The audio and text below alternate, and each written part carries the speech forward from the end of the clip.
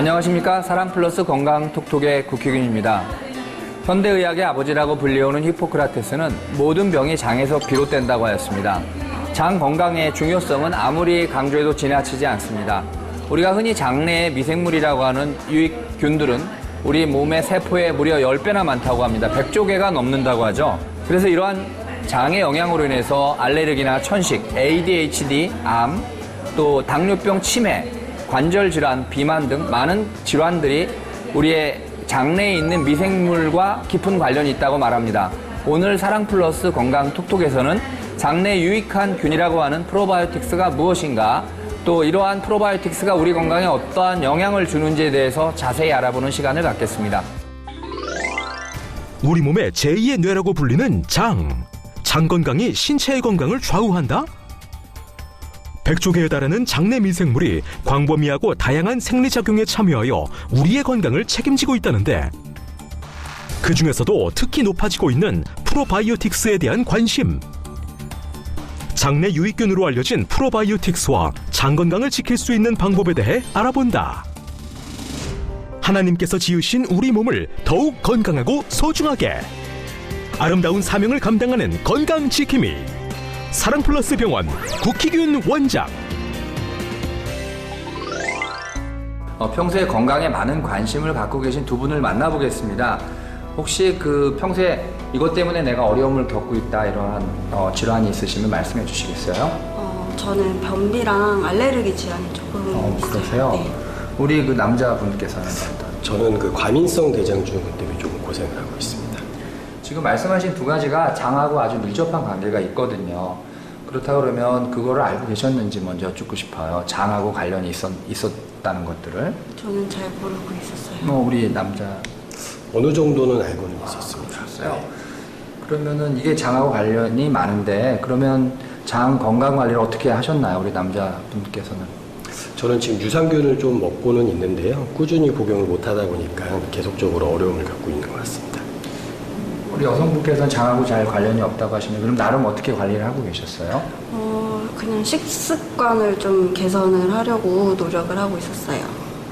그렇다 그러면 유산균 섭취 이런 거는 하고 계신지 모르겠네요. 먹지는 않았어요. 네. 근데 그런 게 도움이 될 텐데, 우리 남자분께서는 좀. 저는 현재 유산균은 복용 중이기는 한데요. 꾸준히 하지 못하다 보니까 아직까지는 그래도 효과가 좀 있어서 복용을 하려고 노력은 하고 우리가 있습니다. 흔히 얘기하는 유산균을 프로바이오틱스라고 그러는데 어떤 효과를 보셨어요, 혹시? 꾸준히 드시고 나서. 저는 먹으면서 좀 배변이 좀 불규칙했었는데 그게 조금 잡혀가는 느낌이 들기는 했습니다. 아마 섭취를 하시면 우리 여성분도 여러 가지 알레르기성 부분들이나 배변 습관이 좀 좋아질 거니까 한번 제가 권해드리고 싶습니다. 이 현대인들이 겪고 있는 상당수의 많은 질환들이 사실은 장 건강과 깊은 관계가 있습니다. 특히 장 안에 우리가 미생물이라고 하는 프로바이오틱스들, 유익균이라고 하죠. 대부분이 유산균이고요. 이러한 것들은 우리의 수명과 건강에 깊은 관련이 있습니다. 근데 아직도 그것에 대해서 알고 계시지 못하는 분들이 많이 계시기 때문에 오늘 이 장의 건강의 중요성을 먼저 살펴보고, 그 중에서 특히 장내 미생물의 어떠한 건강에 도움을 주는 부분이 어떤 것이 있는지 함께 알아보는 시간을 갖겠습니다. 장이 제2의 뇌라고 합니다. 성도 여러분 들어보셨나요? 우리가 지내면서 지나치게 긴장하거나 불안하거나 두려움에 떨면, 저도 방송할 때 그런데, 그러면 이제 소화가 안 되거나 통증이 있는 경우도 있습니다. 이건 뇌가 우리 장이라고 하는데 영향을 주는 거죠. 거꾸로 우리가 장이 많이 불편한 사람들이 많아요. 그런 분들은 불안하고 잠도 못 자고, 또 경우에 따라서 여러 가지 면역성이 떨어져서 고생합니다. 이렇게 뇌와 장은 서로 연결되어 있죠. 그래서 우리가 장을 제2의 뇌라고 이렇게 과학자들이 얘기하기도 합니다. 그래서 우리가 장을 움직이는 신경은 뇌에서 나옵니다. 우리가 뇌신경이 12개가 있는데 그중에 제10신경, 우리가 미주신경이라는 게 뇌관을 통해서 우리가 장까지 이렇게 도달합니다. 그래서 뇌관을 통해서 복부의 모든 내장기관을 움직이죠. 그래서 우리가 심장을 뛰고 싶다고 뛰는 게 아니라 심장은 알아서 뛰고, 내가 장을 움직이고 싶다고 해서 움직이는 게 아니라 장도 알아서 움직여서 많은 생리의 기능들을 하게 되는데, 이거는 미주신경이라는 걸 통해서 뇌와 장이 연결되어 있기 때문입니다. 근데 중요한 거는 우리 이 장 안에요. 미생물이 있습니다. 그래서 이 미생물이 마치 신경세포처럼, 우리 미주 신경세포처럼 실제로 화학물질을 분비해서 뇌와 소통한다고도 이야기하고 있습니다. 장의 중요 기능은요, 제2의 뇌라고 하죠. 요즘 보면 우울증 환자가 많습니다. 이 우울증이라는 거는 우리 몸에서 세라토닌 분비가 안 된다 그러는데, 이 세라토닌이라는 물질의 80에서 90%는 장에서 생성이 됩니다. 그렇기 때문에 이 장에서 생성되는 세라토닌이 우리의 감정을 조절을 하고 수면을 유도하는 그런 호르몬을 만들죠. 그래서 장이 나쁜 사람들은 굉장히 우울하고 잠도 못 자는 경우가 많이 있습니다. 또 하나 면역세포의 70%가 소장의 점막에서 만들어진다는 사실입니다. 그래서 이 면역 기능, 특히 장에서 독소를 잘 배출하지 못하면 장의 독소로 인해서 전신에 질환이 오죠.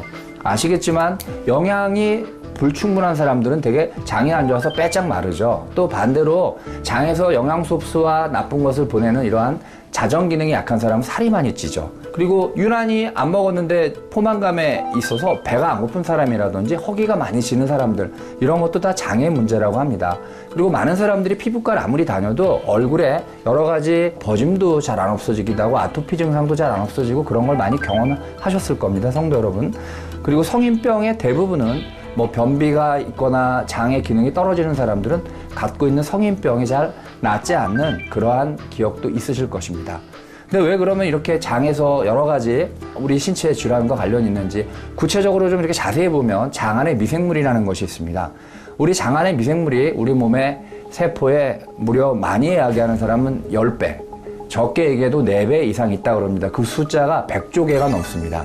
500여 종의 미생물이 100조 개 이상이 많다 그러죠. 하나님이 아주 오묘하게 만드셨는데 참 특이한 거는 그 세포의 무게가요, 합산을 해보면 뇌의 무게랑 비슷하다는 거예요. 그래서 보통 1에서 2kg 정도 우리가 이야기를 합니다. 그러니까 장이 제2의 뇌다 말할 만한 그러한 근거가 또 있죠. 그래서 장에는 보면은 유익한 균인 프로바이오틱스, 유산균 계통의 그러한 것들이 있고요.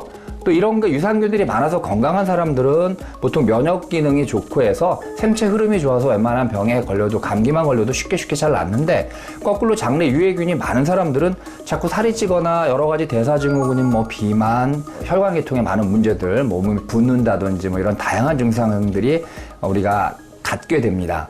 나이가 들으면 그런데 이러한 유익한 균들이 점점 줄어듭니다.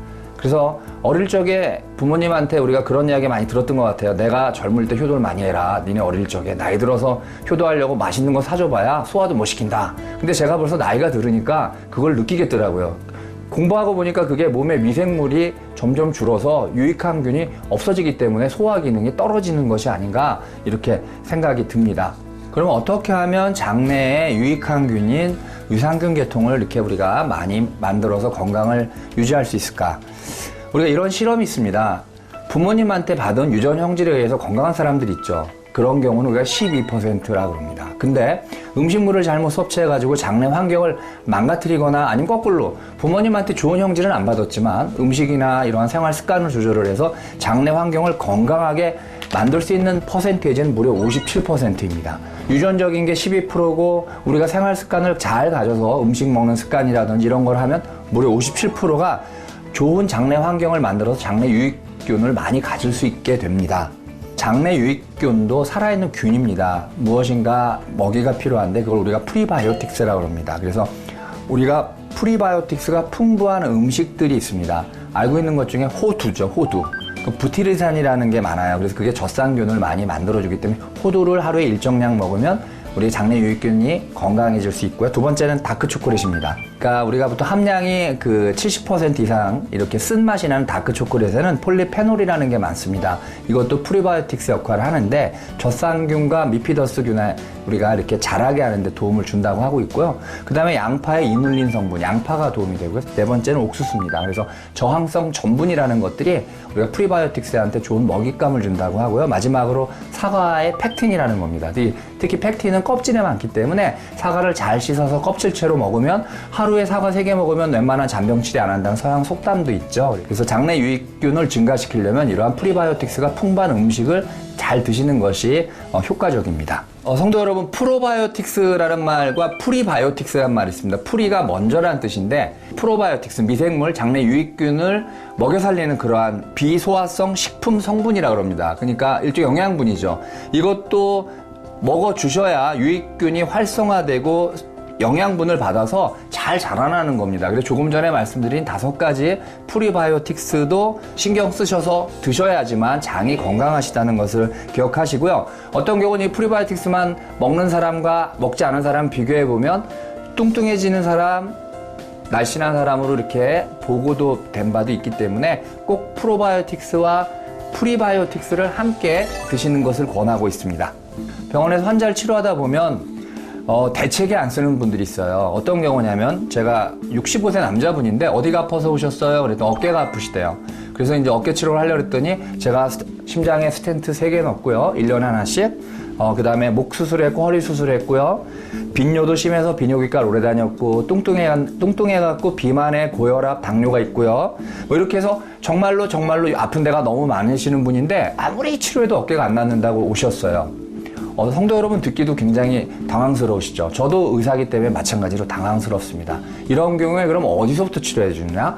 우선은 면역과 관련돼서 가장 몸에 깊숙이 있는 장을 먼저 치료하면서 다른 것들을 함께 치료합니다. 그래서 이분도 한 3주를 입원하면서요. 장 해독을 해드렸고 프로바이오틱스를 잘 선정해서 드렸어요. 그리고 어깨는 일반적인 치료를 했더니 3주 후에 많이 건강해지시고 빈뇨도 좋아지고 여러 가지로 불편했던 몸의 통증도 많이 없어진 사례가 있었고요.